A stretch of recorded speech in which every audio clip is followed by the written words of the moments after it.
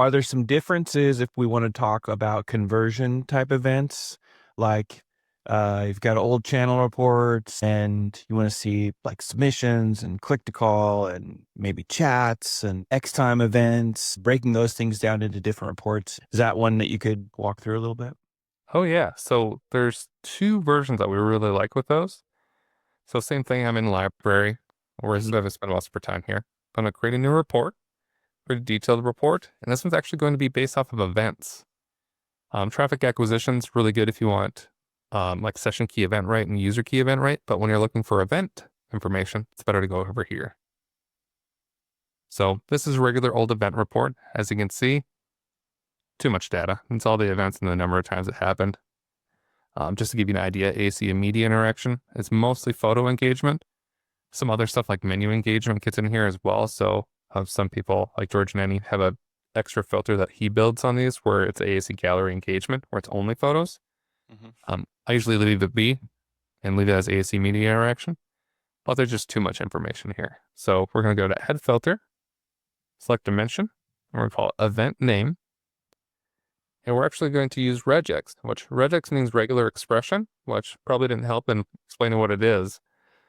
But essentially, it's being able to replace different characters, words, things with other information and just kind of shorten the whole filtering process. So first up, we're going to do ASC click to call, and I do periods instead of underscores because technically it's ASC underscore underscore click. But since I'm using a regex, I can type periods better. And a period means it replaces any character. So it could be literally anything. It doesn't matter. It's going to replace it. So we're going to do ASC click to call with periods in between those. A vertical bar, which means or. ASC com submission. CLMM is what all the chat companies use, or majority of the chat companies use for their conversion stuff. Then ASC form submission. Now there's some other values you may have to put in here depending on which tool you use and which companies you're working with, because a couple don't follow ASC standards. But this is kind of our base report. So I hit apply, and we have ASC form submissions, ASC click to call, and ASC com submission, which is those chat form fills. There's a different one for chat engagement and chat starts, but we're just only looking at like people actually trying to contact the dealership with this. Next, the metrics are wrong. We don't want revenue, like that's more for e-commerce, but we do want sessions. And that's because we find situations where there's going to be lots of events because people keep trying to click. It could be that the thing fails to actually get somebody to call you. There might be something wrong with the code, but we're looking for anomalies and just overall performance.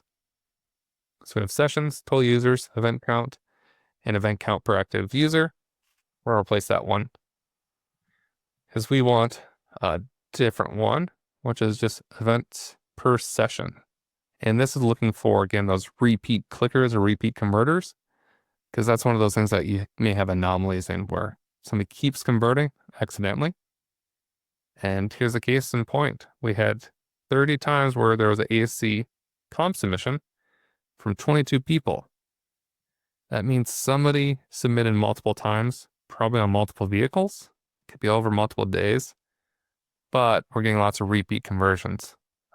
Looking at the other ones, calls aren't too bad, 57 and 69. You still have lots of repeat callers. Form submissions, 147 users submitted 161 times. So that's the least bad out of these three. It's not necessarily a bad thing. Like, you do want a person to keep calling your dealership because that means they're really dang engaged. So in this one, ASC conversions. I usually always do lowercase on my stuff because for us, it's the long-term look. Like if I ever have to go and gather reports from every single GA4 account, I know if I name them the same exact way, the same exact process, I can go and pull that report. So I'm just trying to be lazy in the future by always being lowercase. It doesn't look as pretty.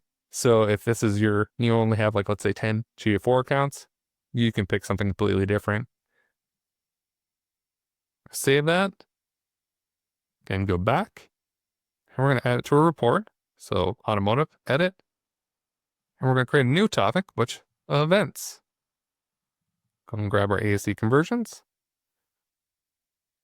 Oop, I forgot to hit apply. There we go. Drag it down there, hit save. saved current collection. And now everybody who has access to this GA4 account has access to this report. So we're going to take this a step further in a different way, because there's actually 3 dots over here. If you click that, you can make a copy. And we're going to do ASC conversions by channel, because you want to know which marketing is working for you. Hit save. We're going to hit 3 dots again, click edit.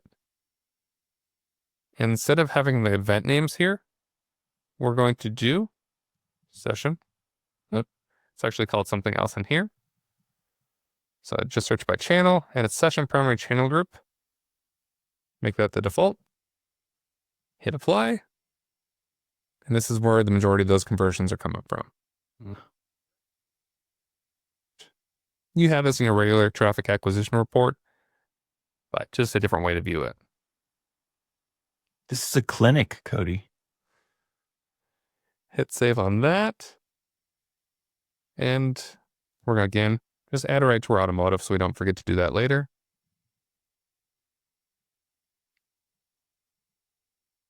And we're going to do another version of this that's going to be useful again.